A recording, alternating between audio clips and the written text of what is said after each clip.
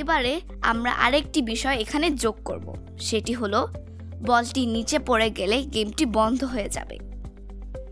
এজন্য লাইন স্প্রাইটটিকে নিয়ে এসে মঞ্চের নিচে বসিয়ে দিচ্ছি।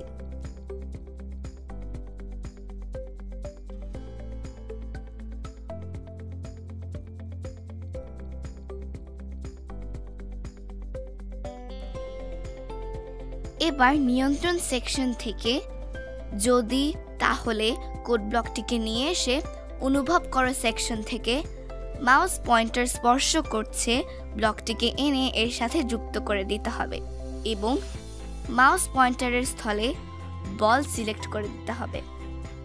এরপর এর ভেতরে থামাও সব ব্লকটিকে এনে যুক্ত করে দেই এবং সবগুলি কোড ব্লক চিরকালের জন্য ব্লকের ভেতরে বসিয়ে দিচ্ছি। সবশেষে যখন সবুজ পতাকা ক্লিক করা হয় ব্লকটিকে এনে উপরে যুক্ত করে দিতে হবে। এখন বল নিচে পড়ে গেলেই দেখা যাবে যে গেমটি থেমে যাচ্ছে।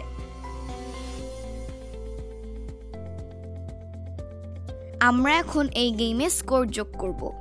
সেজন্য বল স্প্রাইটটিকে সিলেক্ট করে ভ্যারিয়েবল সেকশন থেকে স্কোর নামে একটি ভ্যারিয়েবল তৈরি করতে হবে। স্কোর 1 করে পরিবর্তন করো ব্লকটিকে নিয়ে এসে এই স্থানে যুক্ত করে দিতে হবে। গেম শুরু হওয়ার সময় যাতে স্কোর 0 থেকে শুরু হয় সেজন্য যখন সবুজ পতাকা ক্লিক করা হয় ব্লকটির ঠিক নিচে স্কোর 0 নির্ধারণ করো ব্লকটিকে যুক্ত করে দিচ্ছি।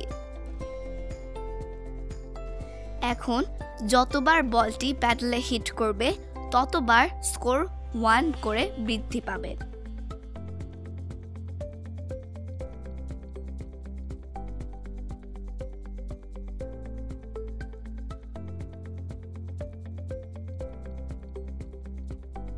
সবশেষে আমরা আরেকটি বিষয় যুক্ত করব।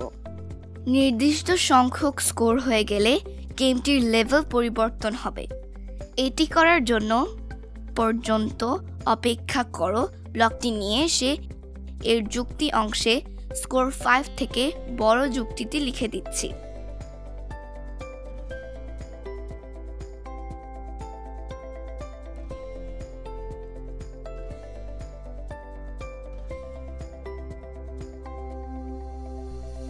এরপর পরবর্তী ব্যাকড্রপ ব্লকটি যুক্ত করে দিতে হবে। এখানে তোমরা তোমাদের পছন্দ মতো কয়েকটি ব্যাকড্রপও যুক্ত করে নিতে পারবে।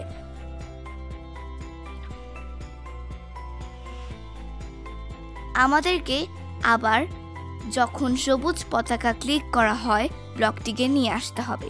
এখানে গেমের শুরুতে কোন ব্যাকড্রপ থেকে শুরু হবে সেটি ঠিক করে দিচ্ছি।